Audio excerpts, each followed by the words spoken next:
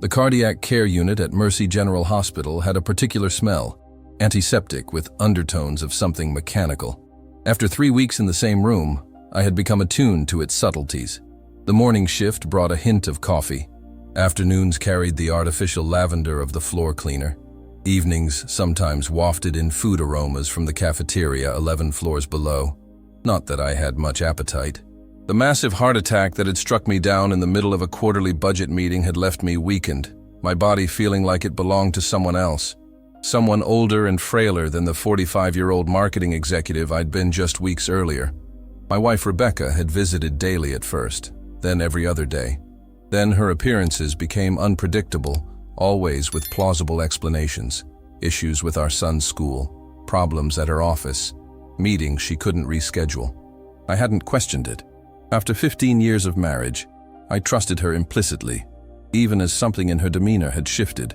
A certain distance, a hesitation before she touched my hand, conversations that stayed safely in the shallow end. "Dad, are you awake?" My daughter Maddie's voice pulled me from my thoughts. At 17, she stood on the cusp of adulthood, perceptive, compassionate, and possessing a quiet strength that reminded me of my mother. She visited every day after school, often doing her homework in the vinyl chair beside my bed, offering normalcy when everything else felt precarious.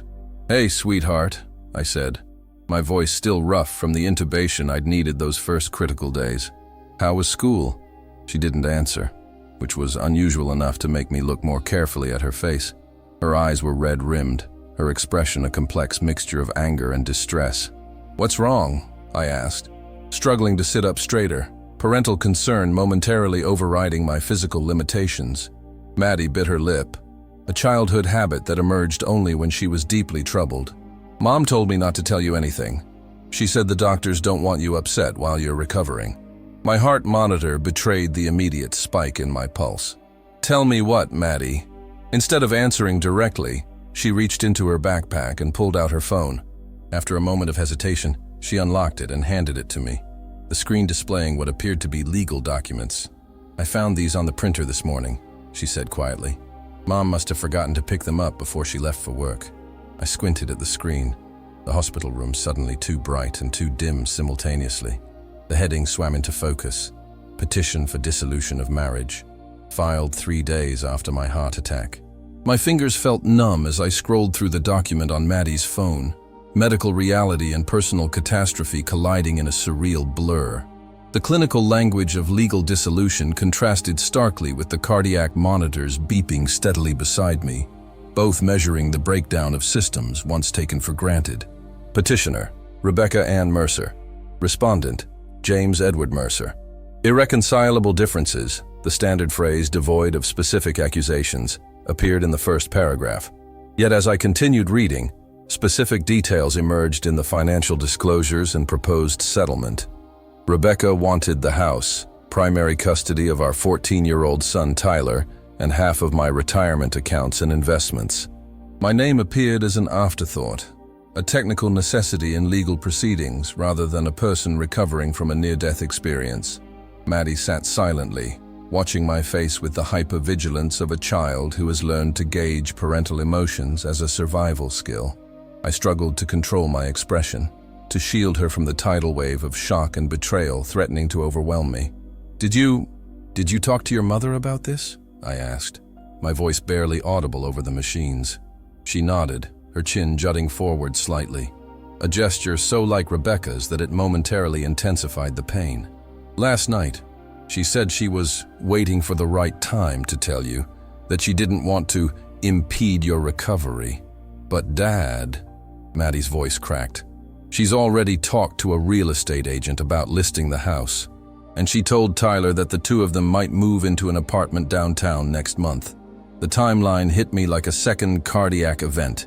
Rebecca hadn't just filed for divorce while I was hospitalized. She was actively executing a fully formed exit strategy, one that had clearly been in development well before my heart gave out during that Tuesday morning meeting. "I'm sorry," Maddie whispered, tears spilling now. "I didn't know how else to tell you. It felt wrong that you were here thinking everything was normal when it's all falling apart." I handed the phone back to her, suddenly aware of how my hands were trembling. The cardiac monitor beside me showed my elevated heart rate, prompting a concerned glance from a passing nurse through the glass wall of my room. "It's not your responsibility to manage this, Maddie," I said, trying to infuse my voice with a steadiness I didn't feel. "You shouldn't be caught in the middle." "I'm not a child, Dad," she replied with quiet dignity. "And Mom's not being fair to you. To any of us, really. Tyler doesn't want to move downtown. He hates the idea of changing schools. But Mom keeps saying it's for the best and that we'll adjust in time." The casual cruelty of making such significant plans while I lay in a hospital bed, plans that would reshape not just my life but our children's, sent a surge of something hot and unfamiliar through me. Not quite anger, not quite despair, but a strange amalgamation that momentarily overrode my physical weakness. "Have you noticed anything different about your mom recently?" I asked carefully, not wanting to interrogate my daughter, but desperate to understand the incomprehensible. Before my heart attack, I mean. Maddie's hesitation told me everything before she spoke. She's been texting someone a lot, for a few months now, always turning her phone away when I come into the room. And she's been going out more on weeknights, book club, yoga classes, work events. But last week I heard her on the phone saying she couldn't wait to stop living a double life. The pieces assembled themselves with sickening clarity. The increasing emotional distance over the past 6 months, the weekend retreats with colleagues, the new clothes and subtle changes in makeup and hairstyle I had attributed to a midlife refresh, rather than the signs of someone preparing to re-enter the dating world. My heart monitor betrayed me again, its rhythmic beeping accelerating enough to trigger a threshold alarm. Within seconds, a nurse appeared in the doorway. "Everything okay in here, Mr. Mercer?" she asked, eyeing the monitor, and then my clearly distressed expression. "Just a little family news," I managed, forcing a weak smile. "Nothing to worry about." She adjusted something on my IV line, a sedative, I realized, as a warm heaviness began to spread through my limbs. "Try to keep things calm," she advised Maddie. "Your father's heart needs rest and stability right now." The irony of her words wasn't lost on me as my consciousness began to blur at the edges. Rest and stability, precisely what my life no longer contained. "Maddie," I murmured as the medication pulled me toward darkness. "Don't tell your mother you showed me. Not yet. I need time to think." Her face, swimming above me as my vision tunneled, showed understanding beyond her years. "I won't, Dad, I promise." As consciousness slipped away, one thought remained crystalline in its clarity. While my heart had been literally failing, my marriage had already figuratively failed, and Rebecca hadn't even had the decency to tell me before making plans to dismantle our life together. When I woke hours later, the hospital room was dim, evening shadows stretching across the linoleum floor. For one merciful moment, I existed in the hazy space between sleep and full awareness, my mind not yet reconnected to the revelation delivered through my daughter's phone. Then reality reasserted itself with crushing weight. My wife of 15 years had filed for divorce while I was recovering from a heart attack.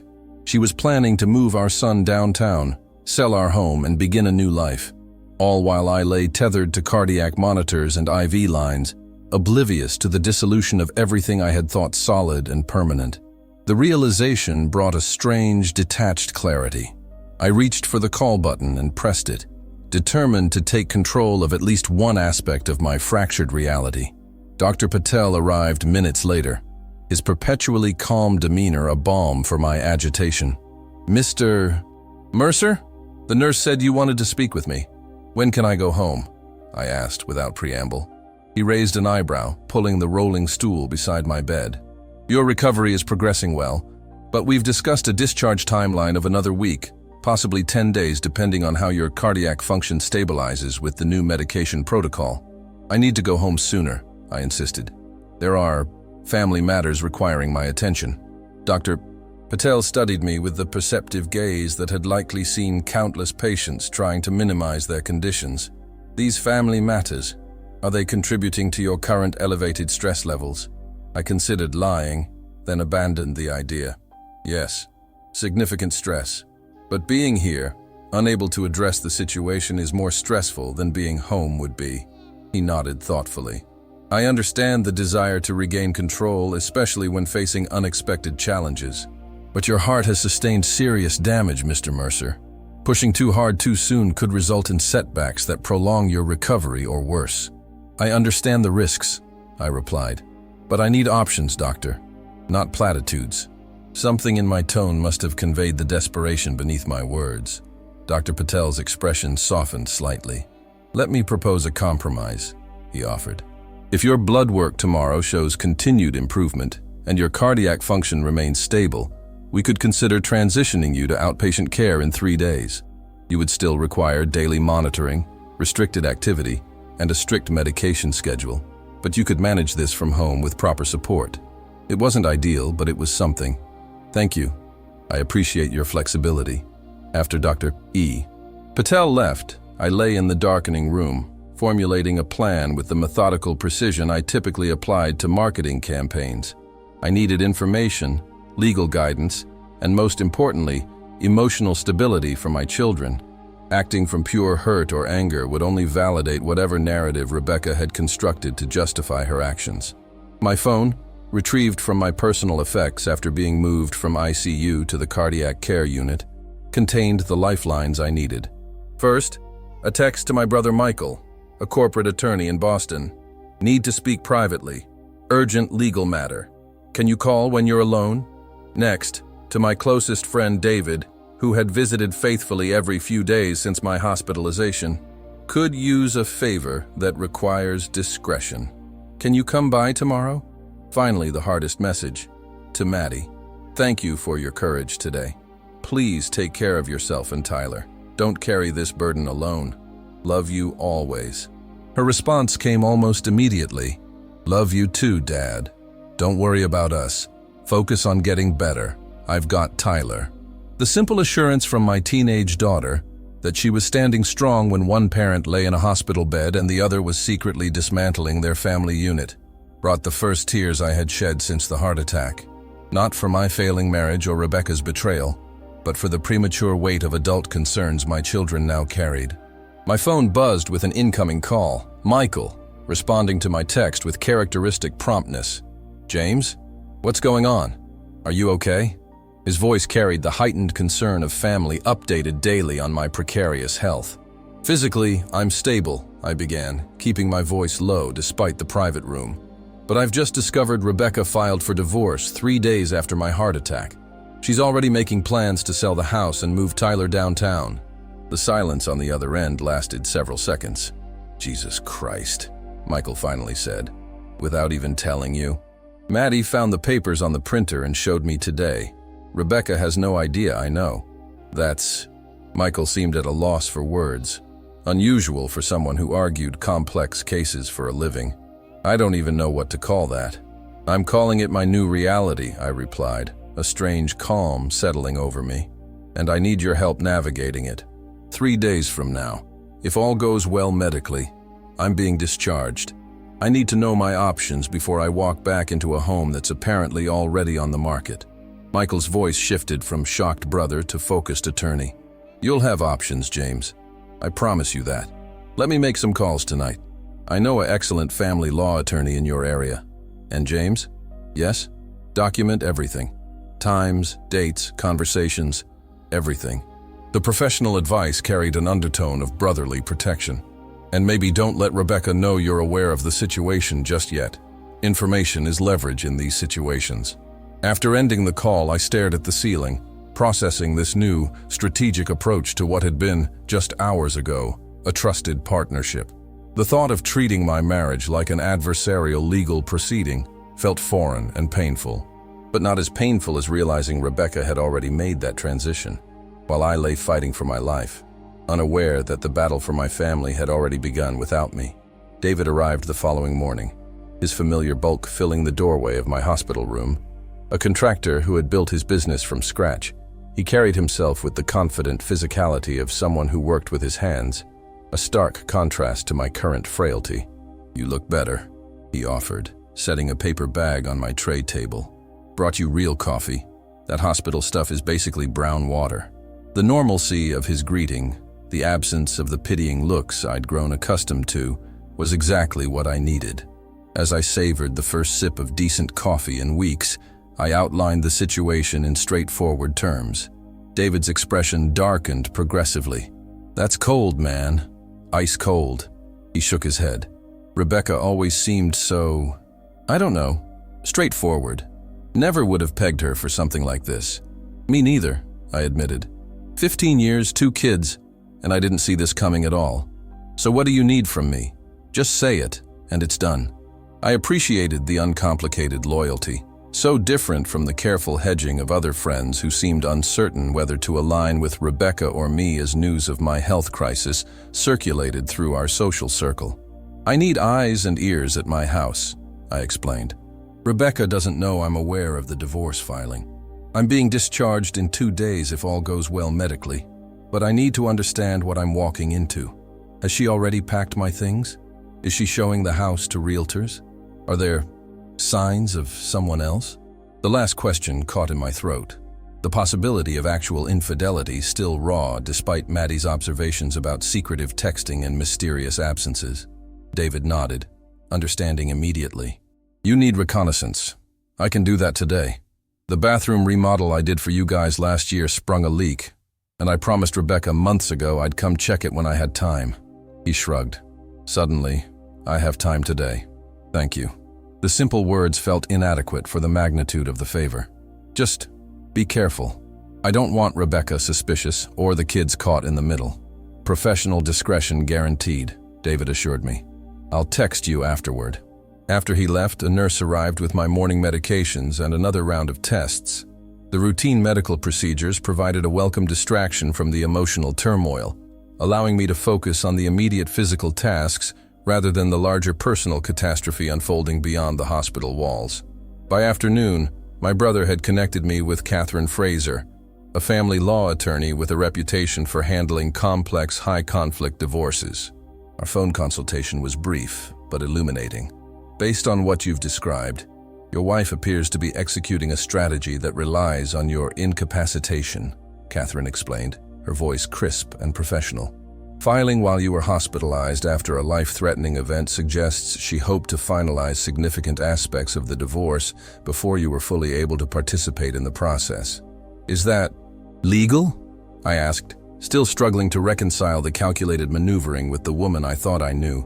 "Legal, yes. Ethical? That's another question entirely." I could hear papers shuffling on her end of the line. "A judge might take a dim view of such tactics, particularly if we can demonstrate that she was making major decisions about marital assets and the children's living arrangements while you were medically compromised." The conversation continued with Catherine outlining immediate protective measures, securing financial accounts, documenting the timeline of events, gathering evidence of my involvement in the children's lives prior to the heart attack to counter any narrative Rebecca might construct about my parenting role. "Most importantly," Catherine emphasized before ending the call, "maintain absolute calm in all interactions with your wife. The combination of your medical condition and this emotional shock creates real vulnerability. We need you healthy and clear-headed, Mr. Mercer." By evening, my phone buzzed with a text from David. "Stopped by to fix leak. House looks normal, no moving boxes visible. Rebecca working in home office. Overheard phone conversation. She mentioned closing quickly and before he's back home. Nothing obvious about another person. Tyler seemed quiet. Taking him fishing this weekend to give him space to talk if he wants. Call when you can." The message confirmed my suspicions while raising new questions. Rebecca was clearly accelerating her plans, racing against my recovery timeline. But why the urgency? What deadline was she working against? As if summoned by my thoughts, the door to my room opened, and Rebecca appeared, immaculately dressed in the charcoal pantsuit she favored for important client meetings, her expression a careful mask of wifely concern. "James, how are you feeling today?" she asked, crossing to place a brief, dutiful kiss on my forehead. "Dr. Patel mentioned discharge planning might be starting soon."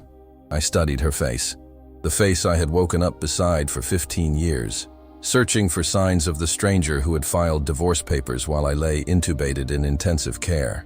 Her eyes met mine steadily, revealing nothing of her internal calculations. "Getting stronger every day," I replied with equal neutrality. "They're talking about sending me home in 2 days if my tests continue improving." Something flickered briefly across her features. Concern? Frustration? Before her expression settled back into supportive spouse mode. That's sooner than we expected. Are you sure you're ready? The stairs at home might be challenging at first. The home she was already planning to sell. The stairs I might never climb again if her plans proceeded uninterrupted. I'll manage, I said simply. I'm looking forward to seeing the kids every day. Being back in our home. Rebecca nodded, her smile not quite reaching her eyes. Of course, we'll make it work. The layers of meaning in that simple phrase, "we'll make it work," hung between us like an unsprung trap. For the first time in our marriage, we were engaged in a conversation where the spoken words were merely a facade, covering entirely different communications. As she chatted about inconsequential matters, Tyler's science project, an issue with the refrigerator's ice maker, a neighbor's new landscaping, I maintained the performance while silently calculating my next moves.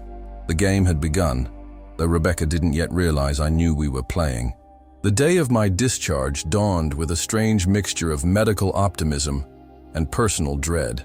Dr. Patel completed his final examination with cautious approval, emphasizing the strict limitations that would govern my home recovery.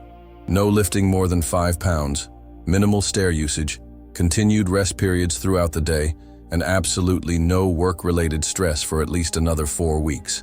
Your heart has been through significant trauma, Mr. Mercer, he reminded me, reviewing my medication schedule one final time. Recovery isn't just about healing tissue. It's about restructuring your life to prevent recurrence. The physical damage can be repaired, but only if you commit to the necessary lifestyle changes. I nodded, the irony of his guidance not lost on me. Restructuring my life had become inevitable, though not in the way Dr. Patel intended. The stress reduction he prescribed would be nearly impossible, given what awaited me at home.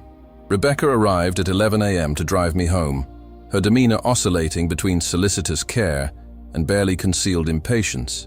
She had brought comfortable clothes for me to change into, helped gather the various medical supplies and prescriptions, and thanked the nursing staff with the perfect balance of appreciation and efficiency. To anyone observing, she appeared the model of a devoted wife bringing her recovering husband home. Only I could detect the subtle tensions beneath her performance, the way she checked her watch when she thought I wasn't looking, the slight edge in her voice when the discharge process hit administrative delays, the distance she maintained even while physically assisting me. The drive home passed in relative silence, broken only by Rebecca's occasional comments about neighborhood changes or updates on the children's activities. I responded with non-committal acknowledgments, conserving my energy for the more significant confrontations ahead. Maddie and Tyler are both at school, she explained as we turned onto our street. I thought it might be easier for you to get settled without the excitement of their welcome home. They'll be back around 4. A reasonable explanation, but I suspected her real motivation was ensuring private time to establish the new household dynamics before the children could interfere with her narrative. Our home, a craftsman-style 2-story we had purchased 10 years earlier, looked exactly as I remembered it. The spring flowers I had planted before my hospitalization were blooming in carefully maintained beds, the lawn recently mowed, the exterior presenting the same welcoming facade it always had. Nothing in its appearance suggested the fundamental fracture occurring within. Rebecca helped me navigate the front steps, her hand under my elbow providing necessary but impersonal support. Inside, the familiar sense of home, a mixture of the lemon cleaning products Rebecca preferred and the lingering aroma of the cinnamon candles Maddie loved, created a momentary sense of normalcy that quickly dissolved as I noted subtle changes. My collection of photography books had been removed from the coffee table, replaced by architectural magazines I had never seen before. The family photos on the mantel had been rearranged, with several featuring just me and the children conspicuously absent. Small adjustments that would be insignificant in isolation, but, taken together, represented the first phase of erasing my presence. I've set up the guest bedroom for you, Rebecca announced, guiding me toward the first-floor room off the living area. Dr. Patel mentioned minimizing stairs, so I thought this would be more practical than our bedroom upstairs. Our bedroom, still our in her phrasing, though her actions suggested she already considered it hers alone. The guest room had been transformed into a functional recovery space. Hospital bed replacing the standard queen, nightstand organized with medication bottles and water carafe, television repositioned for optimal viewing from the bed. The practical arrangements were thoughtfully executed, a contradiction to the emotional abandonment they represented. "Thank you," I said simply, lowering myself carefully onto the edge of the bed. "This will work fine." Rebecca hovered in the doorway, her hand resting on the frame as if establishing a boundary she didn't intend to cross. "Are you hungry? I could make some lunch before I need to head out." "Head out?" I echoed, seizing the opening. "Where are you going?" A flicker of something, annoyance, guilt, crossed her features before her expression smoothed into neutral explanation. "I have a meeting with the foundation board at 2. It's been on the calendar for months, and I couldn't reschedule since I'm presenting the quarterly grant proposals. The foundation board, Rebecca's most recent professional commitment, a position on a local philanthropic organization that funded arts education. A worthwhile cause, certainly, but one that had increasingly drawn her away from family obligations over the past year. "I see," I replied, neither challenging her explanation nor fully accepting it. "Don't worry about lunch. I'm still adjusting to regular food after hospital meals. I'll just rest until the kids get home." Rebecca nodded, relief evident in her posture. "There's soup in the refrigerator if you get hungry. I've left all your medications sorted in the pill organizer, and my cell number is on the emergency contact list by the phone, along with Dr. Patel's office." The clinical efficiency of her preparations, practical support without emotional investment, told me everything about how she now perceived our relationship. I was a responsibility to be managed, an obligation to be fulfilled until legal proceedings could formally end her commitment. "Thank you," I said again, the phrase becoming a neutral buffer between us. "I'll be fine." She lingered momentarily, perhaps waiting for something more. Questions about her plans, perhaps, or expressions of gratitude for her care arrangements. When neither came, she simply nodded and retreated, closing the door partially behind her. Alone in the converted guest room, surrounded by evidence of my wife's impending departure from our marriage, I finally allowed myself to acknowledge the full magnitude of what was happening. Not just a divorce, though that alone would have been devastating, but a calculated exit strategy executed while I was at my most vulnerable, designed to present me with a fait accompli once I was well enough to understand it. The betrayal ran deeper than I had initially comprehended. This wasn't a recent decision made in the emotional chaos following my heart attack. This was a carefully planned extraction that had merely been accelerated by my medical crisis, the culmination of whatever disillusionment or dissatisfaction had been building in Rebecca without my awareness.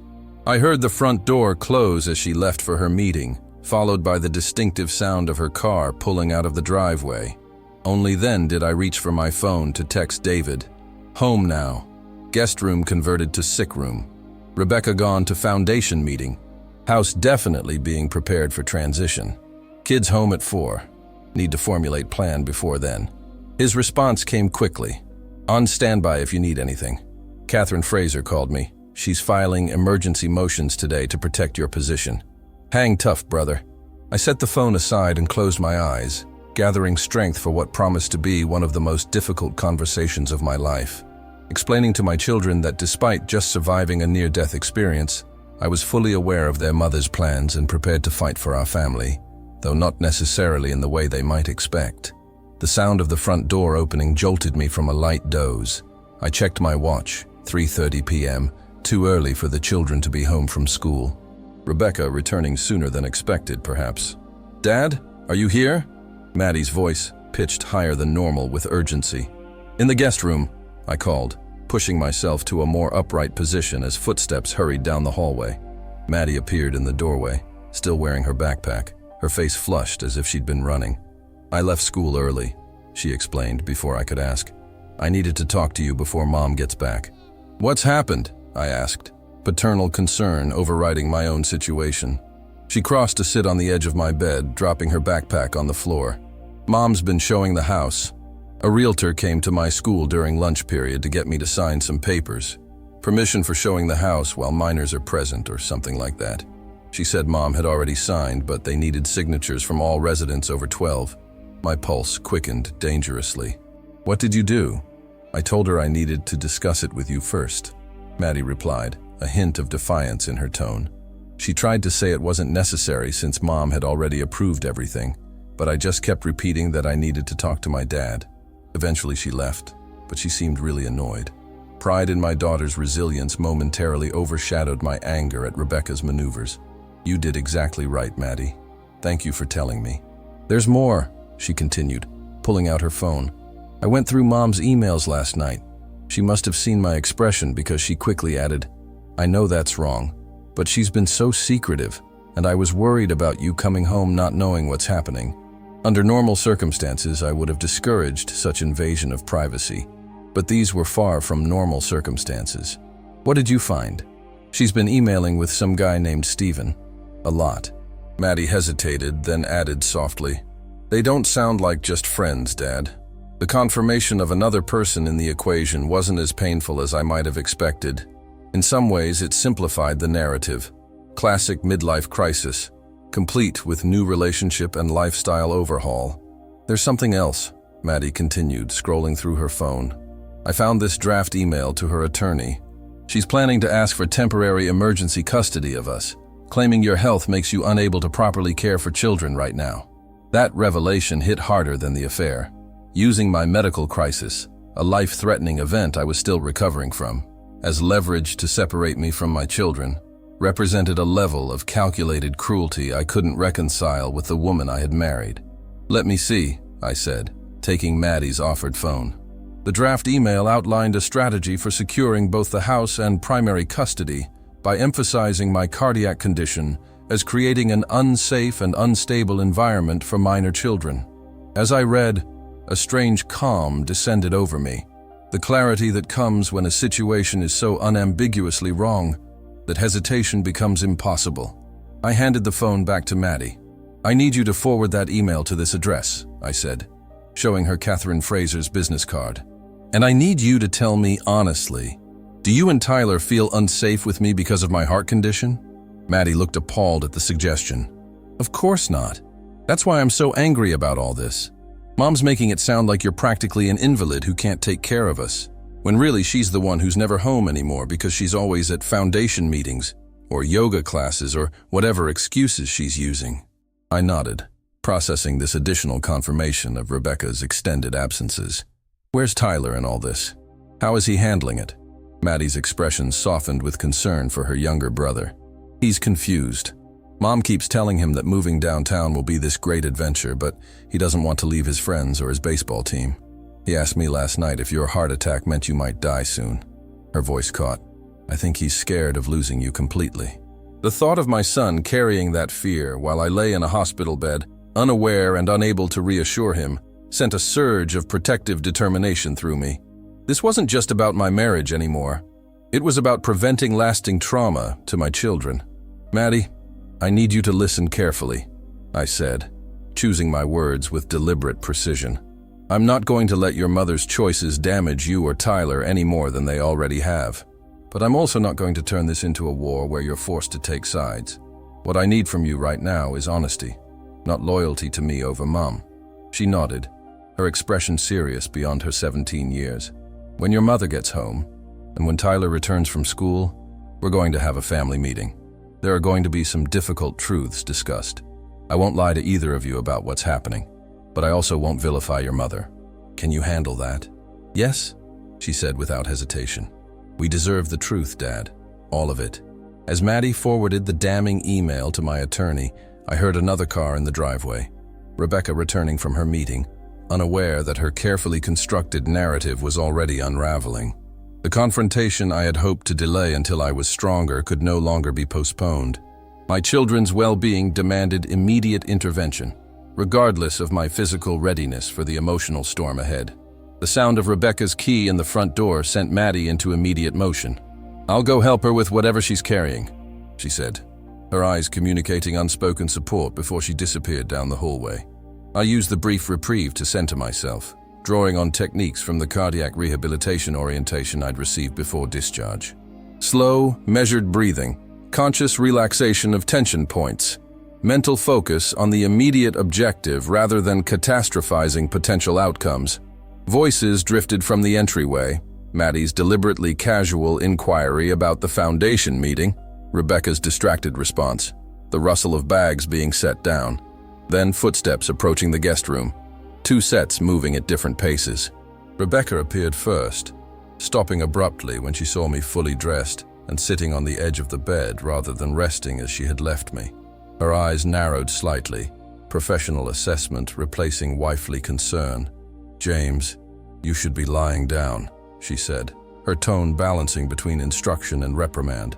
"Dr. Patel was very clear about rest periods, especially on your first day home." "I've been resting," I replied evenly. "But we need to talk, Rebecca. All of us, as a family, as soon as Tyler gets home from school." Something in my voice must have alerted her that this wasn't a routine conversation. Her posture shifted subtly, shoulders squaring as if preparing for confrontation. "What's this about? Has something happened?" Behind her, Maddie hovered in the doorway, her expression carefully neutral but her eyes watchful. The role reversal was painfully evident, my teenage daughter monitoring the situation with adult awareness, while my wife maintained a pretense of normalcy that had already crumbled. "Yes, something has happened," I confirmed, maintaining deliberate calm. "Several things, in fact, but I'd prefer to discuss everything once, with both children present. Tyler deserves to be included." Rebecca's gaze flicked to Maddie, then back to me, calculation visible in her expression. "If this is about the divorce filing, James, I was planning to discuss that with you privately first, once you were more stabilized. There's no need to involve the children at this stage." The casual acknowledgement, as if filing for divorce during my hospitalization was a minor detail that could be addressed at her convenience, momentarily stole my breath. Not from shock, but from the stunning disconnect between her perception and reality. "The children are already involved," I said quietly.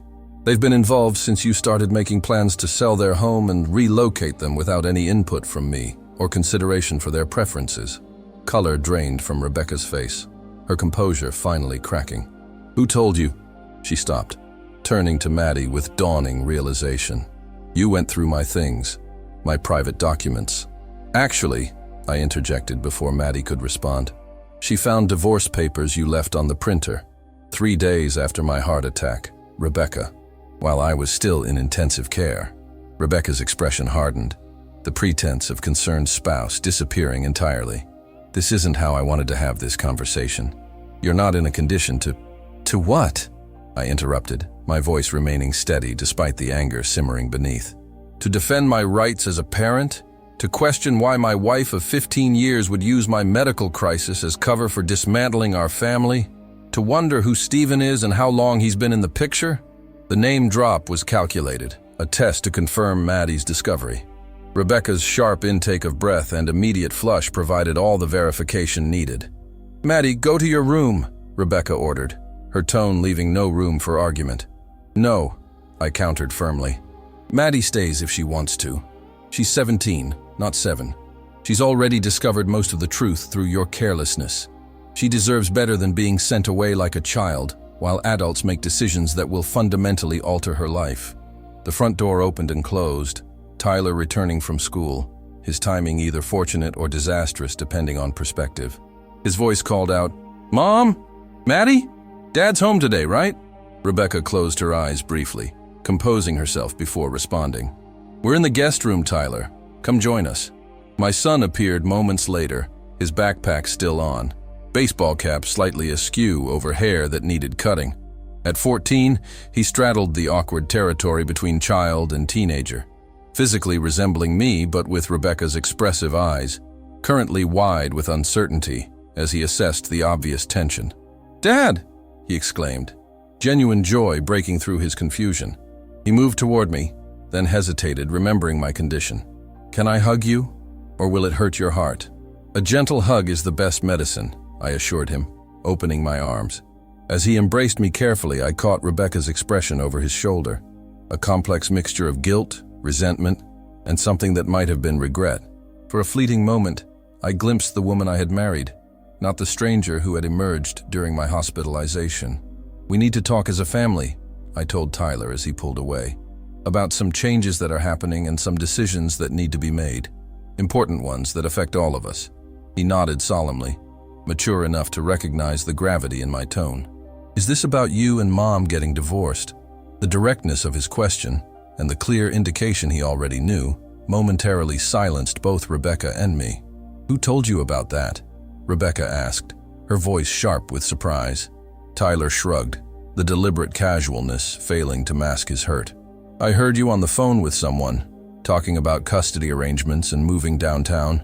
Plus, you guys haven't exactly been subtle about not getting along for, the past year." His perception blindsided me. While I had been oblivious to the deterioration of my marriage, apparently my 14-year-old son had been quietly observing and drawing his own conclusions. "Yes," I confirmed, seeing no benefit in further pretense. "This is about divorce. But more importantly, it's about how we handle this change as a family, with honesty and respect for everyone's feelings and needs, including yours and Maddie's." I gestured toward the living room. "Let's move somewhere more comfortable for this conversation. We all have a lot to discuss." As we relocated, Tyler helping me navigate the short walk, Rebecca and Maddie following with palpable tension between them, I silently acknowledged the irony of my situation. My heart, physically damaged and vulnerable, had never felt stronger in its resolve to protect what truly mattered. Not a marriage that had evidently ended long before my medical crisis, but the children who deserved better than becoming collateral damage in their mother's midlife reinvention. The living room, scene of countless family movie nights, holiday celebrations, and ordinary evenings now cast in the sharp relief of imminent loss, felt both familiar and alien as we arranged ourselves for the conversation that would formally acknowledge the fracturing of our family unit. I took the armchair, needing the support it provided, while Tyler sat cross-legged on the floor nearby, maintaining proximity, as if concerned I might disappear if he strayed too far. Maddie perched on the arm of the sofa, physically positioned between her parents but emotionally aligned with me in ways Rebecca had clearly not anticipated. Rebecca herself stood by the fireplace, maintaining literal and figurative distance from the family circle. "I think we should begin with honesty," I said once everyone was settled. "The kind of honesty we should have had long before now." I looked directly at Rebecca. "Would you prefer to explain the situation to the children, or should I?" The question, giving her first opportunity to frame the narrative, was both courtesy and challenge. Rebecca's expression flickered between surprise at the offer and calculation of her response. "This isn't how I planned to have this conversation," she began, addressing the children rather than me. "I wanted to wait until your father was stronger, until we had more concrete plans in place to minimize disruption to your lives." By concrete plans, do you mean the house listings you've already scheduled? Or the downtown apartment you've been researching? Maddie's questions held a sharp edge I had never heard from her before. Rebecca's posture stiffened. "I've been exploring options." "Yes, that's called being practical, Maddie. Major life transitions require planning. Planning that deliberately excluded me," I noted calmly. "Planning that apparently began well before my heart attack, though you chose that particular crisis to file divorce papers and accelerate your exit strategy." Tyler looked between us, his young face creased with confusion and distress.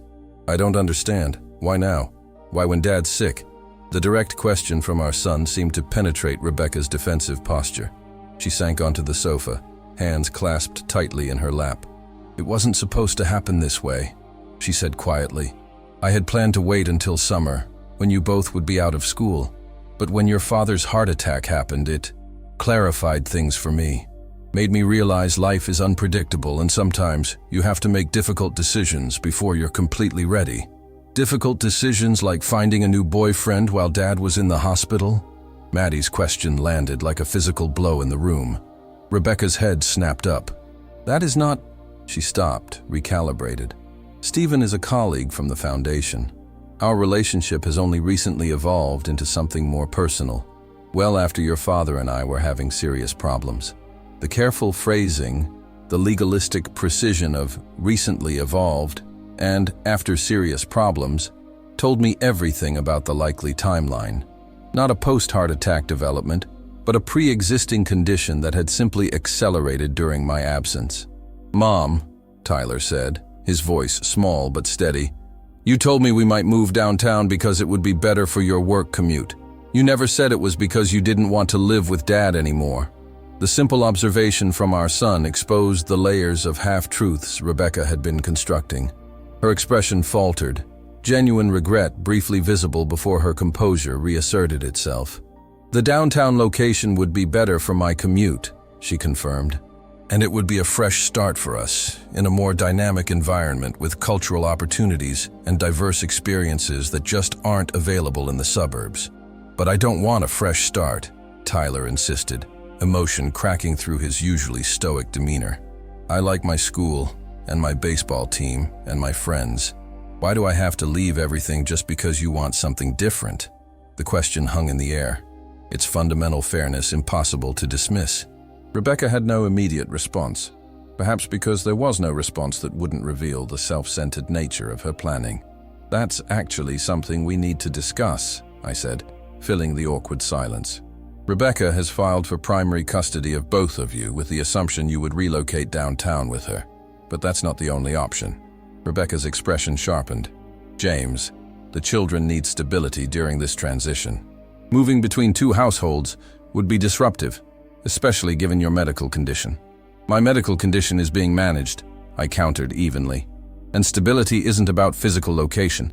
It's about emotional security, consistent routines, and maintaining connections to support systems. Moving Tyler away from his school, sports team, and friend group would disrupt all of those, especially in the midst of family restructuring. Maddie leaned forward, engaging directly. What are the options, Dad? Legally, I mean. The question demonstrated a maturity I both appreciated and regretted needing from my teenage daughter. There are several possibilities, I explained. Your mother and I could establish a joint custody arrangement with equal parenting time. You could primarily reside with one parent while having regular visitation with the other. At your ages, the court would likely consider your preferences significant factors in any custody determination. And the house? Tyler asked, his practical nature asserting itself. Do we have to sell it? That's primarily a financial question, I acknowledged. One parent could potentially buy out the other's equity share, or we could sell and divide the proceeds. But nothing has been decided yet, despite the steps your mother has already taken toward listing the property. Rebecca stood abruptly, her patience visibly fraying. This conversation is becoming counterproductive. The children don't need to be involved in legal and financial details that will only confuse and upset them. We're not confused, Maddie responded firmly. We're actually finally getting straight answers instead of half-truths and empty reassurances that everything will be fine when it's clearly not fine at all. The directness of Maddie's assessment and the implied criticism of Rebecca's communication approach created a momentary impasse. Rebecca looked genuinely taken aback by her daughter's perspective, perhaps realizing for the first time how her careful management of information had been perceived not as protection, but as manipulation. Tyler broke the tense silence, addressing me with a devastating directness only children seem capable of. Dad, if we get to choose who we live with, I want to stay with you, in our house, with my friends nearby and my same school. He glanced anxiously at his mother before adding, I still want to see Mom a lot, but I don't want to move downtown. His simple declaration, honest, unstrategic, heartfelt, shifted the emotional dynamics of the room entirely. Rebecca's carefully constructed narrative of a clean break and fresh start downtown crumbled in the face of her son's clear preference for stability and continuity. For the first time since discovering the divorce filing, I glimpsed genuine uncertainty in Rebecca's expression. The first crack in her determined execution of a plan that had seemed, until this moment, impervious to challenge or reconsideration. Rebecca recovered quickly, her professional poise reasserting itself as she addressed Tyler with deliberate gentleness. Honey, I understand this is all very sudden for you, but you haven't experienced downtown living. The cultural opportunities, the diversity, the energy. It would open up a whole new world for you. Tyler's expression remained stubbornly unconvinced. I like my world here. All my friends are on the baseball team, and Coach Martinez is helping me work on my pitching, and I can ride my bike to Jason's house without having to cross any major roads. His adolescent logic, concrete, immediate, personal, contrasted sharply with Rebecca's abstract promises of cultural enrichment. These are exactly the kinds of discussions we need to have, I interjected, keeping my tone moderate, despite the vindication I felt seeing Rebecca's plans encounter their first significant resistance. Both of you deserve input into decisions that will fundamentally affect your daily lives. That's why I wanted this family meeting, so we could begin honest conversations about what happens next. Maddie, who had been observing the exchange with thoughtful attention, turned to her mother. Mom, why is it so important to you to move downtown? Is it because of Stephen? The direct question caused Rebecca to falter momentarily. Stephen is a factor in my thinking about the future, yes. But this isn't just about him. It's about the life I want to build moving forward. The experiences I want to have while I still can. While you still can, I echoed, a new understanding dawning. Rebecca, you're 43, not 83. Is this about some fear of aging or missed opportunities? Her expression hardened. Don't psychoanalyze me, James. Not everything is about some midlife crisis narrative you can neatly categorize. Sometimes people simply grow in different directions, want different things than they did 15 or 20 years ago. That's fair, I acknowledged, choosing my next words carefully. People do change and grow throughout their lives, but choices have consequences, especially when those choices affect children who never asked for their stability to be disrupted. Rebecca's phone buzzed insistently in her pocket. She glanced at it with obvious conflict, torn between continuing this increasingly difficult conversation and responding to what might be an urgent message. Go ahead, I said, recognizing an opportunity to regroup. Take the call if you need to. We could all use a short break to process. After a moment's hesitation, Rebecca excused herself to the kitchen, phone already at her ear as she exited. Her voice, deliberately lowered but still partially audible, carried a tension that suggested the call was indeed significant. In her absence, both children gravitated physically closer to me, Tyler moving from the floor to sit beside my armchair, Maddie abandoning her perch on the sofa arm to sit on its edge nearest me. The unconscious realignment spoke volumes about where they felt most secure in this fracturing family dynamic. Are you okay, Dad? Maddie asked softly. This can't be good for your heart. I'm managing, I assured her, touched by her concern. Some conversations are necessary, even when they're difficult. But I want you both to understand something important. Whatever happens between your mother and me, neither of you is responsible for our choices or for making either of us happy at the expense of your own well-being. Tyler nodded solemnly. Is Mom going to be really mad that I don't want to move downtown? The question revealed the essential vulnerability beneath his earlier certainty, the child's fear of disappointing a parent, of causing pain through honest preference. Your mother loves you, I said firmly, believing this despite everything else that had transpired. She may be disappointed if her plans need adjustment, but that disappointment isn't your responsibility to fix or manage. Your job is to be honest about your feelings and needs, not to protect adults from the consequences of their choices. From the kitchen, Rebecca's voice suddenly rose, her words now clearly audible. No, that timeline won't work anymore. There's been a complication. The three of us exchanged glances, the unspoken awareness that we were the complication hanging in the air between us. Maddie's expression hardened with resolve. Dad, no matter what Mom says or does, I'm not leaving you alone while you're recovering. And I'm not letting Tyler be forced downtown if he doesn't want to go. Her declaration, protective of both her father and younger brother, filled me with complicated pride. My 17-year-old daughter shouldn't have needed to adopt such a guardian role, yet her strength in this crisis revealed a character and clarity that transcended her years. Rebecca returned, her expression tightly controlled but with an underlying tension that suggested the phone conversation had not gone as she wished. She surveyed the three of us, now physically and emotionally aligned in a way that clearly hadn't figured into her calculations. That was Stephen, she said after a moment, apparently deciding transparency was the best approach. He's concerned about the timeline for our plans. There are professional opportunities arising that may require decisions sooner than we anticipated. By our plans, you mean your plans, I clarified quietly. Plans made without consultation or consideration for the people who would be most affected by them. Rebecca's composure slipped momentarily, frustration breaking through her careful facade. You don't understand the pressure I'm under, the complexity of balancing everyone's needs while trying to... While trying to what, Mom? Maddie interrupted, her tone uncharacteristically challenging. Start a new life with your boyfriend without looking like the bad guy? Because that's what this feels like from our side. The blunt assessment from her daughter seemed to genuinely shock Rebecca. For perhaps the first time, she was confronting the reality that her children didn't perceive her actions as necessary evolution or practical planning, but as selfish abandonment of family obligations. In that moment of revelation, as Rebecca struggled to formulate a response that could bridge the growing chasm between her narrative and her children's perception, my phone buzzed with an incoming text. Catherine Fraser's name appeared on the screen along with a preview of her message. Emergency motion granted. Temporary halt on any property decisions or relocation plans. Call when you can. The legal protection I had sought, a temporary restraining order preventing Rebecca from selling our home or relocating the children without court approval, had been granted. The playing field, so drastically tilted against me during my hospitalization, was beginning to level.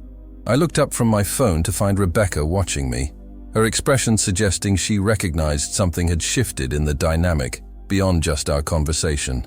"We have a lot more to discuss," I said evenly, "but perhaps we should continue tomorrow when everyone has had time to process today's revelations. For now, I think we all need some space to reflect." Rebecca nodded, an uncharacteristic uncertainty in her demeanor, as she recognized the family meeting had not proceeded according to her expectations. "That's probably wise. I have some work to finish in my office." As she retreated upstairs, Maddie and Tyler remained with me, their presence a physical manifestation of the choice they had already made, not rejecting their mother, but refusing to be passive participants in the dismantling of their stability and security.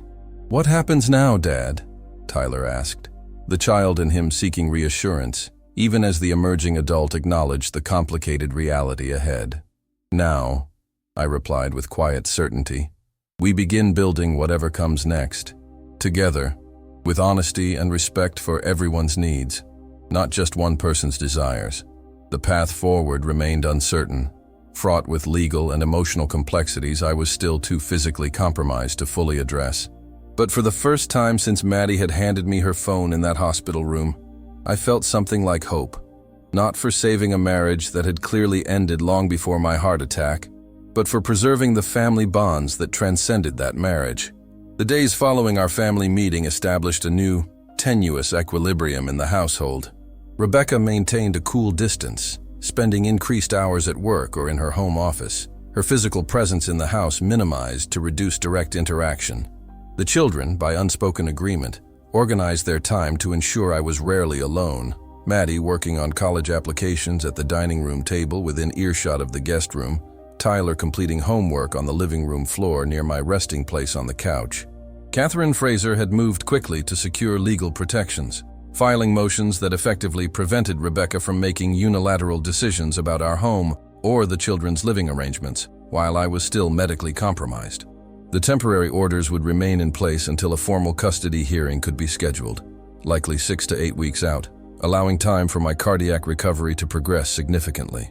A week after my hospital discharge, David arrived on a Saturday morning to help with household tasks beyond my current physical capabilities.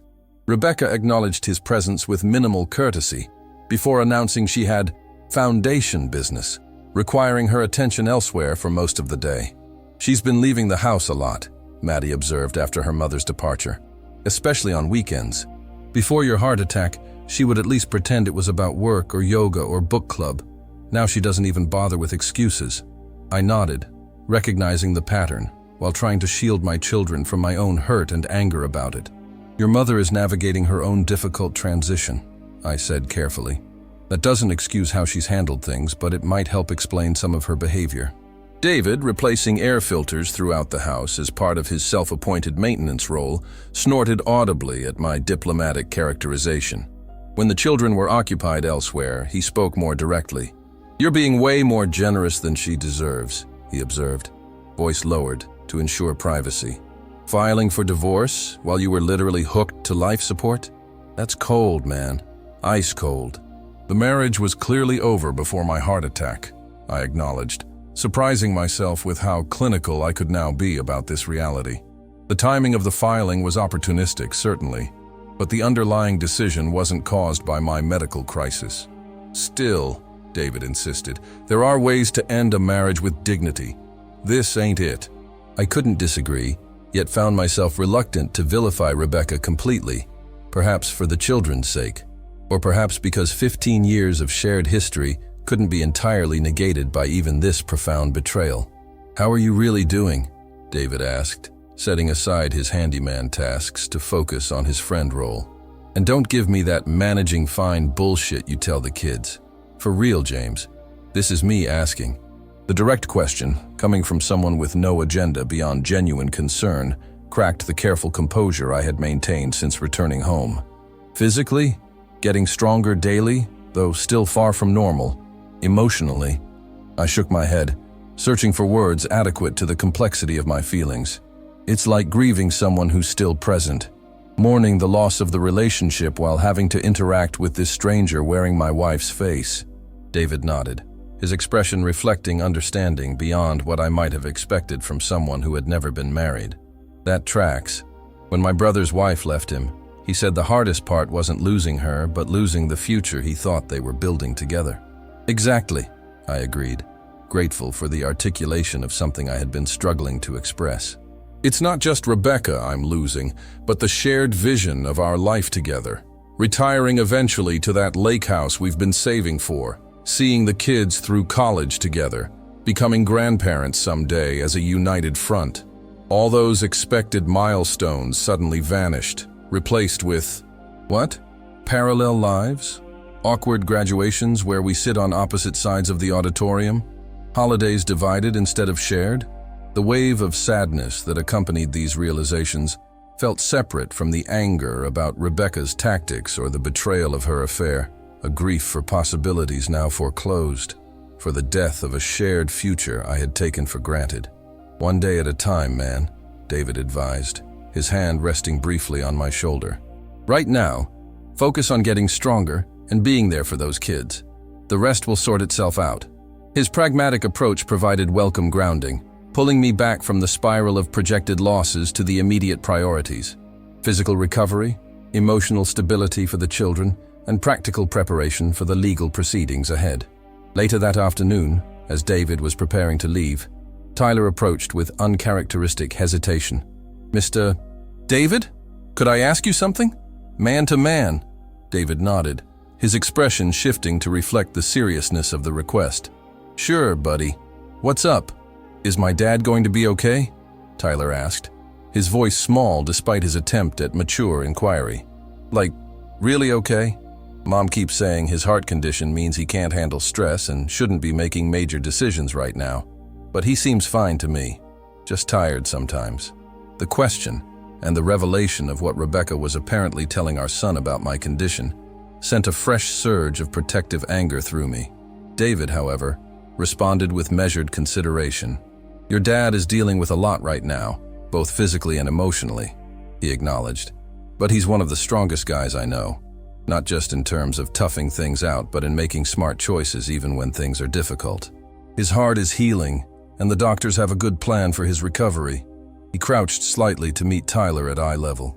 "The best thing you can do is exactly what you're already doing, being around, helping out when needed, and not adding extra worries. But Tyler, you don't need to be the man of the house or take on adult problems. That's not your job right now." The simple reassurance, addressing the unspoken concern behind Tyler's question, visibly relieved my son.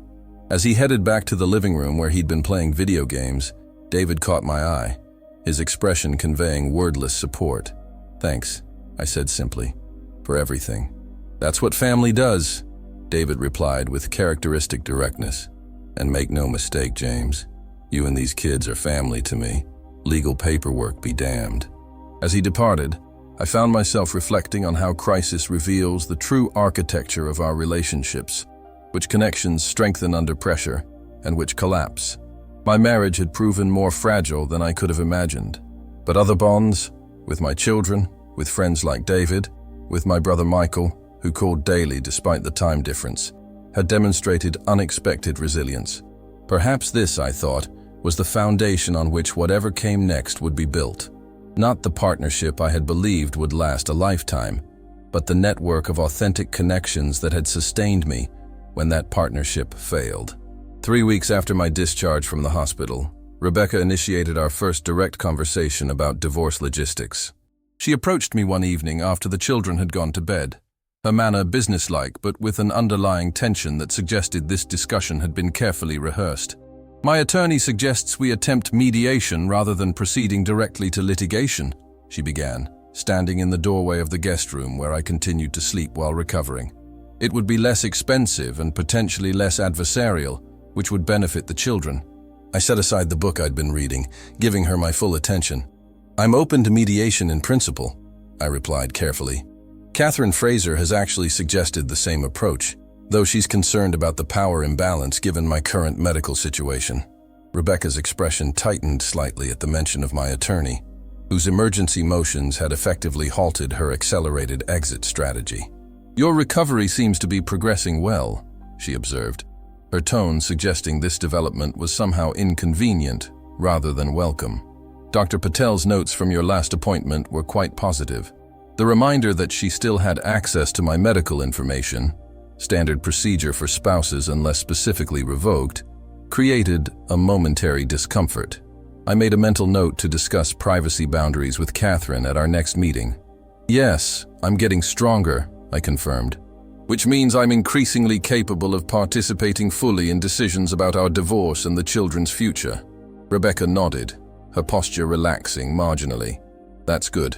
The uncertainty of the current arrangement is difficult for everyone. The sooner we can establish clear parameters for moving forward, the better." The clinical detachment of her phrasing, as if we were discussing a business dissolution rather than the end of 15 years of marriage, still had the power to wound me despite my evolving acceptance of our new reality. "I agree that clarity would benefit everyone," I said, matching her professional tone, "particularly the children, who deserve to know what their lives will look like once everything is finalized." "About the children," Rebecca continued, her voice taking on a rehearsed quality, "I've been reconsidering my position on primary custody. Given Tyler's clear preference to remain in this house and neighborhood, and Maddie's age making court-mandated custody largely symbolic, perhaps a different arrangement would be more practical." The concession, significant given her initial insistence on relocating both children downtown, raised immediate questions about motivation. Was this genuine recognition of the children's needs, or strategic retreat in the face of legal obstacles and the children's expressed preferences? "What arrangement are you envisioning?" I asked, keeping my expression neutral despite my surprise at this apparent shift. "Tyler could primarily reside here with you, maintaining his school and activity connections, while having regular weekends and dinner visits with me. Maddie, given her age and approaching college departure, could essentially choose her own schedule between our households based on her needs and preferences." Rebecca paused, then added with obvious effort, "I recognize that stability is important to the children, especially during this transition." The proposal closely aligned with what Catherine had suggested would be the most likely outcome if custody were determined by the court, making me wonder if Rebecca's attorney had advised her to concede these points proactively rather than having them imposed through litigation. "That approach seems reasonable," I acknowledged, careful not to appear too eager, despite the relief I felt at her apparent recognition of the children's needs. "Though there are many details we'd need to work through regarding schedules, holidays, financial responsibilities, and decision-making authority." Rebecca nodded, her business persona fully engaged now that the conversation had moved to practical logistics rather than emotional subtext. "My attorney can draft a proposed parenting plan addressing those elements. We could review it separately with our respective counsel and then discuss modifications." "And the house?" I asked, raising the other major point of contention. "Have you reconsidered your position on selling it immediately?" A flicker of frustration crossed her features before her professional mask reasserted itself. "If Tyler will be primarily residing here, it makes sense for the house to remain his primary residence until he completes high school. We would need to determine an equitable arrangement for handling the mortgage and maintenance costs during that period, with an agreement to reassess when he graduates." Again, the proposal represented significant retreat from her original position, suggesting either genuine reconsideration or strategic concession to strengthen her position on other aspects of our divorce settlement. Those terms could work as a starting framework, I agreed cautiously. Catherine and I would want to review the specific financial details, of course. Rebecca nodded, her purpose apparently accomplished. She turned to leave, then hesitated, something unspoken clearly weighing on her. "James," she said finally, not quite meeting my eyes, "I know you think my timing with the divorce filing was calculated, taking advantage of your medical crisis." I waited, curious where this unexpected acknowledgement might lead. "The truth is more complicated," she continued. "When you had your heart attack, it forced me to confront how unhappy I've been, how much I've been going through the motions in our marriage while feeling trapped. Seeing you in that hospital bed, I realized life is unpredictable and potentially shorter than we imagine. I couldn't continue pretending everything was fine when it wasn't. The explanation, likely intended as justification, struck me as profoundly self-centered, using my brush with mortality as catalyst for her liberation rather than opportunity for reconnection or reassessment of shared values. "I understand feeling trapped in situations that no longer serve us," I replied carefully. "What I don't understand is making unilateral decisions about shared lives, particularly our children's lives, without discussion or consideration for anyone else's needs or preferences." Rebecca's expression hardened slightly. "You're right that my approach was flawed. I've acknowledged that and am attempting to find more collaborative solutions now." The non-apology, acknowledging flawed methods while justifying underlying motivations, felt consistent with the Rebecca who had emerged during this crisis, pragmatic about adjusting tactics when necessary, but fundamentally unchanged in her self-focused perspective. "I appreciate your willingness to reconsider the custody and housing arrangements," I said, deciding to focus on practical progress rather than emotional reconciliation that clearly wasn't forthcoming. "It's a constructive step toward a resolution that could work for everyone, especially the children."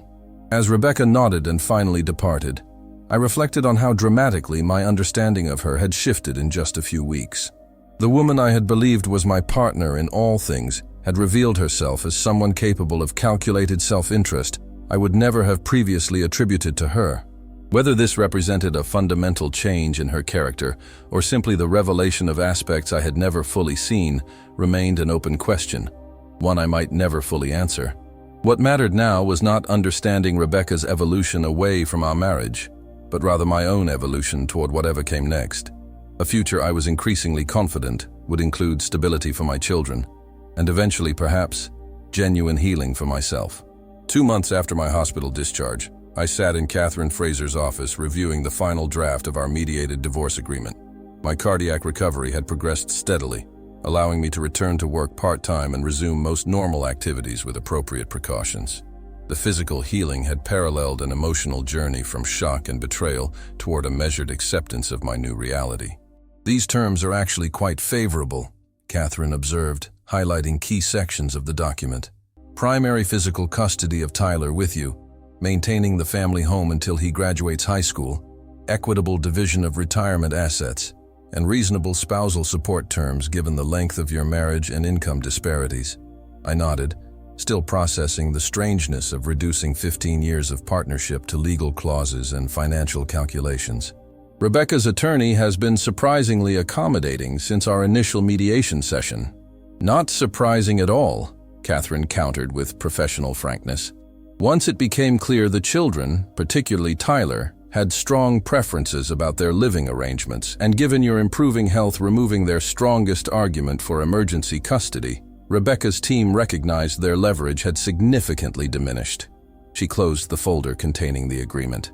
"Additionally, I suspect Rebecca herself has recognized certain realities about her planned future that have prompted reconsideration of her initial positions." "What do you mean?" I asked, curious about Catherine's assessment.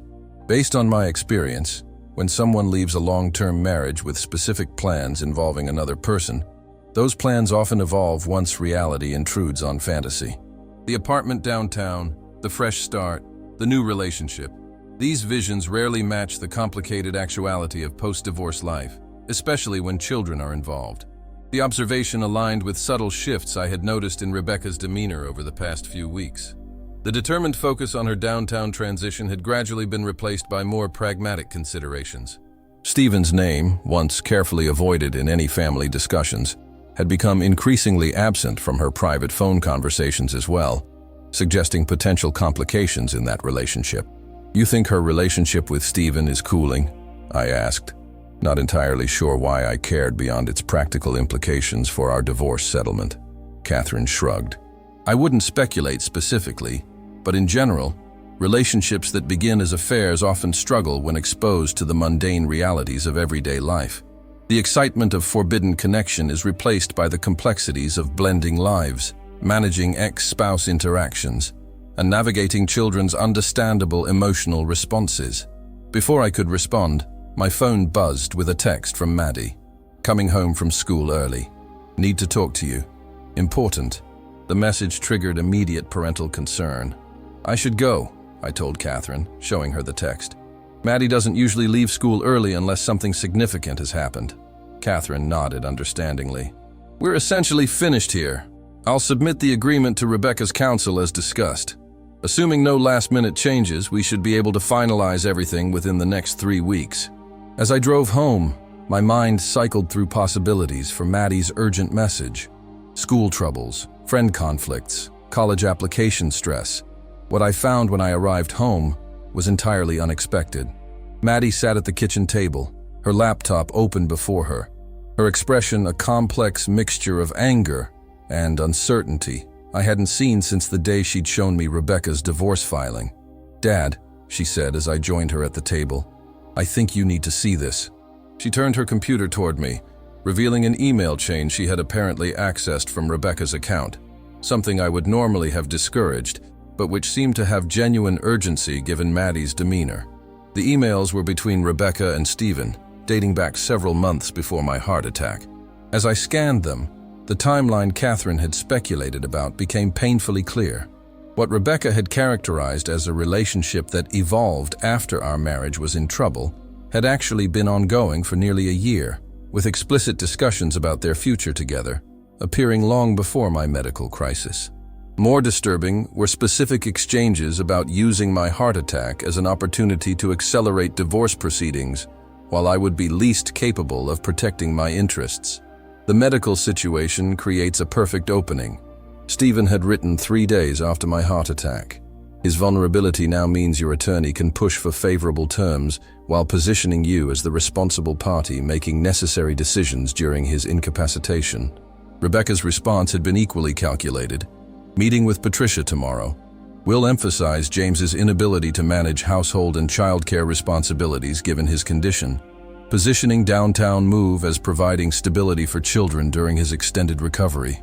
The cold, strategic planning, leveraging my life-threatening medical emergency for tactical advantage in divorce proceedings, felt like a second betrayal, deeper in some ways than the infidelity itself. "I'm sorry, Dad," Maddie said quietly. "I know I shouldn't have accessed Mom's email, but yesterday I overheard her arguing with Stephen on the phone about sticking to their original plan and not letting guilt change the strategy. I was worried about what that might mean for you and Tyler." I closed the laptop gently, taking a moment to regulate my emotions before responding. My cardiac recovery remained a priority, and allowing anger to trigger physiological stress wouldn't serve anyone, least of all my children. "Thank you for showing me this," I said finally, "though I wish you hadn't needed to put yourself in this position." "Are you going to confront Mom?" Maddie asked, her voice small despite her almost adult status. I considered the question carefully, weighing multiple factors. The nearly completed divorce agreement that protected my relationship with the children and maintained their stability. The emotional impact further conflict would have on Tyler and Maddie. The energy I still needed to conserve for my ongoing recovery. No, I decided, surprising myself with the certainty of this response. The divorce agreement addresses my primary concerns, your and Tyler's well-being and stability. Confronting your mother about these emails might feel momentarily satisfying, but would likely only create more conflict without changing the fundamental outcome. Maddie looked confused. "But they were literally plotting to take advantage of your heart attack." That's horrible, Dad." "Yes, it is," I acknowledged, not minimizing the betrayal. "And knowing this confirms I'm making the right decision in ending this marriage. But continuing to engage with the worst aspects of your mother's behavior doesn't serve any constructive purpose at this point." I reached across the table to take Maddie's hand. "Sometimes the healthiest response to discovering someone's true character isn't confrontation but simply recognition, accepting the reality of who they are and adjusting your expectations and boundaries accordingly. The wisdom of this approach, prioritizing peace and forward movement over righteous confrontation, felt like evidence of my own evolution through this crisis. The man I had been before my heart attack might have seized these emails as weapons in an escalating divorce battle. The man I was becoming recognized that such battles ultimately damaged everyone involved, especially the children caught in the crossfire. Later that evening, after Maddie had gone to her room and Tyler was absorbed in video games, Rebecca returned from work. She moved through the kitchen with the careful distance that had characterized our interactions since my return from the hospital, maintaining the polite fiction of housemates rather than spouses. Catherine sent over the final agreement today, I mentioned casually as she prepared a cup of tea. Everything looks reasonable from my perspective. Rebecca nodded, relief visible in her posture. Patricia said the same. We should be able to finalize everything soon. That will be good for everyone. I agreed, watching her closely. Especially the children. They deserve resolution and clarity. Something in my tone must have alerted her that something had changed, though she couldn't possibly know what. She studied me for a moment, perhaps searching for signs of the anger or hurt that had characterized my earlier responses to her divorce strategy. James, she began hesitantly, I know this process hasn't been ideal, but I hope eventually you'll understand that I was trying to find the least painful path forward for everyone. The blatant revision of her actual motivations, which I now had documented evidence of, might once have provoked me into angry confrontation. Instead, I felt a strange sense of peace, knowing I no longer needed her acknowledgement or honesty to validate my own understanding of what had transpired. I understand more than you might think, Rebecca, I said simply, and I've made my peace with it. The ambiguity of my response clearly unsettled her, but she chose not to pursue clarification, perhaps fearing what specific understanding I might have gained. Instead, she nodded awkwardly and retreated upstairs with her tea, leaving me alone in the kitchen with the knowledge I would never share. That night, as I lay in the guest room bed that had become strangely familiar over the past months, I reflected on the journey from that hospital room where Maddie had first handed me her phone. The betrayal had been deeper and more calculated than I had initially realized, yet paradoxically, this final revelation felt more like closure than reopening of wounds. My heart, physically damaged but healing steadily, had survived not just the medical crisis, but the emotional one that followed. More importantly, I had protected what mattered most, my relationship with my children, their stability and well-being, and my own capacity for moving forward without being consumed by bitterness or revenge. The phone that had delivered the initial devastating news had now provided final confirmation of Rebecca's true character, a closing bookend to a chapter of my life that was ending, but had not defined me. What remained was the opening of whatever came next, a future I was increasingly ready to embrace, scarred but stronger, diminished in some ways but expanded in others that would ultimately matter more. 1 year to the day after my heart attack, I stood in the kitchen of what was now legally my house, preparing a small celebration dinner.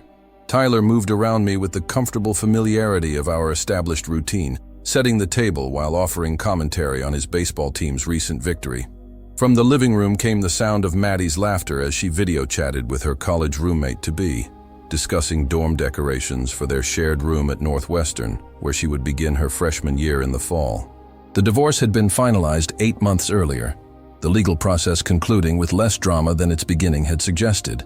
Rebecca had moved into a downtown condo, not the originally planned apartment, but a smaller unit in a less prestigious building, a tacit acknowledgement of financial realities she had initially overlooked in her exit planning. Stephen had gradually faded from the picture, his grand promises apparently colliding with the practical complications of building a life with a woman newly divorced with 2 children. Tyler spent every other weekend and 1 weeknight dinner with Rebecca, a schedule that had proven manageable for everyone involved. Maddie, exercising the independence appropriate to her age and imminent departure for college, visited her mother when it suited her calendar, sometimes accompanying Tyler, sometimes arranging separate lunch dates or shopping excursions that allowed for the one-on-one connection both she and Rebecca seemed to value in small doses. My cardiac recovery had progressed steadily, with recent tests showing significant improvement in heart function. I had returned to work full-time 6 months after the heart attack, though with a restructured position that involved less travel and more predictable hours, a change I now recognized as beneficial, regardless of my health considerations. The time with my children during this transitional year had become precious in ways I might never have fully appreciated without the dual crises of medical emergency and marital dissolution. The doorbell rang, signaling the arrival of our anniversary guests. Not a romantic celebration, but a gathering of those who had supported us through the past year's challenges. David arrived first, toolbox in hand, despite my protests that this was a social occasion, not a home maintenance opportunity. "The kitchen faucet is still dripping," he insisted. "Takes 5 minutes to fix. Consider it my gift to commemorate you not dying." His characteristic bluntness made me laugh, a full, unguarded sound that would have been impossible in the early days after Rebecca's betrayal, when even basic functioning had required conscious effort. Michael arrived next, having flown in from Boston for the weekend, followed by Dr. Patel, who had accepted my invitation with the professional curiosity of a physician interested in his patient's holistic recovery.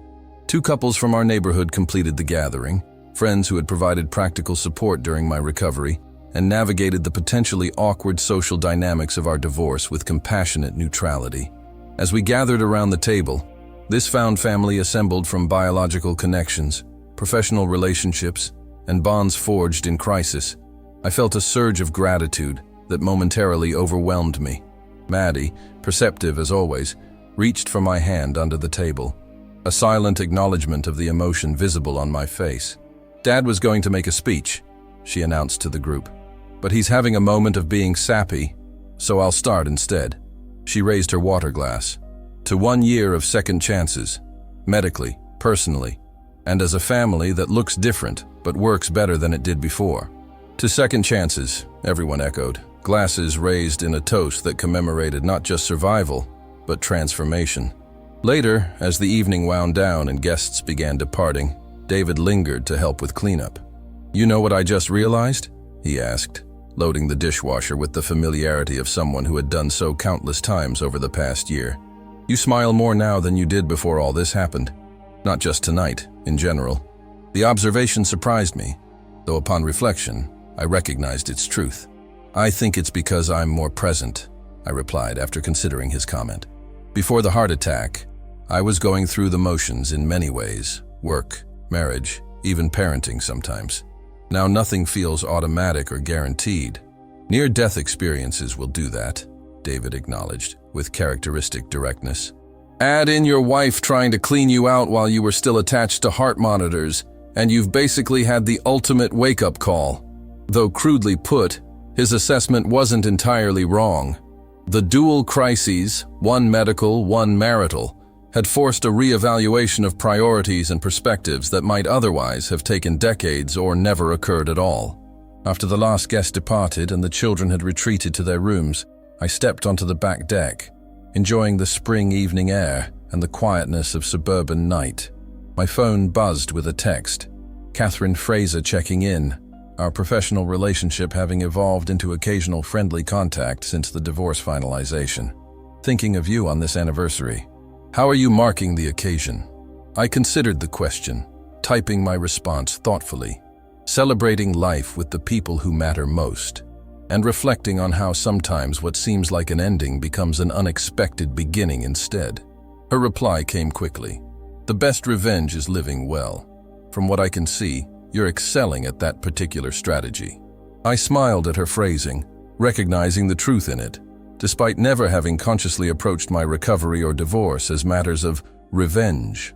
The past year had taught me that moving forward required focusing on construction rather than destruction, building a new life rather than dismantling the old one, which had collapsed under its own contradictions. As I prepared for bed that night, in the master bedroom I had reclaimed months ago, I found myself thinking of that moment in the hospital when Maddie had handed me her phone, tears in her eyes as she showed me evidence of her mother's betrayal. The pain of that revelation had been acute, a different kind of heart failure superimposed on the physical one still threatening my life. Yet that moment, that phone with its devastating display, had ultimately delivered not just painful truth but necessary clarity. It had initiated a journey of recovery that encompassed far more than my physical heart, extending to my understanding of authentic relationships, genuine support, and the capacity for renewal even after profound loss. 1 year after my heart literally and metaphorically broke, I found myself whole again, differently configured, permanently altered, but ultimately stronger in the places that had been shattered, and more appreciative of the connections that had proven resilient when tested by crisis. The phone that changed everything had delivered its final message, that endings, even the most painful ones, often contain within them the seeds of unexpected beginnings for those willing to nurture their growth through the most challenging seasons of life. What a powerful journey we've traveled with James and his family today. From that devastating moment in the hospital room to the renewal 1 year later, we've witnessed how crisis can reveal both the fragility of relationships we thought were solid and the surprising strength of connections we might have taken for granted. Have you ever experienced a moment of unexpected truth that changed everything? Or perhaps you've had to rebuild your life after loss or betrayal? I'd love to hear your thoughts or experiences in the comments below. If this story resonated with you, please consider subscribing to our channel for more explorations of human relationships, resilience, and renewal. Each week we share stories that remind us of our capacity to begin again, even after the most painful endings. Next week, we'll be sharing another journey of transformation, this one about finding purpose after loss in ways you might never expect. Don't forget to like this video and hit that notification bell so you never miss a new upload. Your engagement helps our community grow and allows us to continue bringing these meaningful narratives to life. Thank you for joining me today. Remember, sometimes the most painful revelations become the catalysts for our most important transformations. Until next time.